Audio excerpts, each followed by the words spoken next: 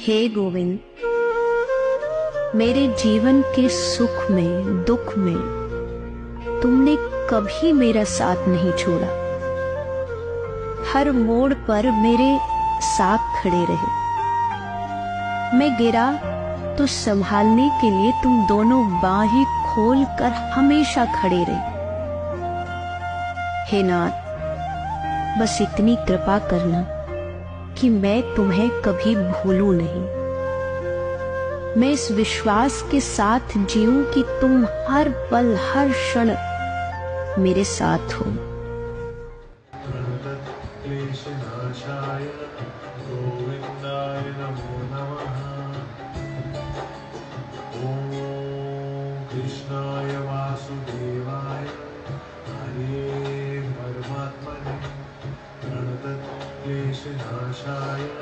गोविंदाय नमो नमः। ओम कृष्णाय वासुदेवाय हरे परमात्मने प्रणतक्लेशनाशाय गोविंदाय नमो नमः।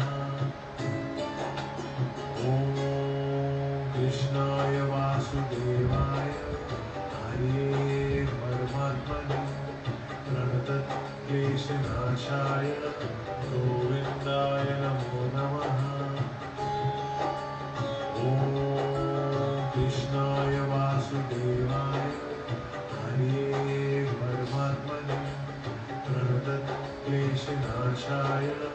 गोविंदाय नमो नमः।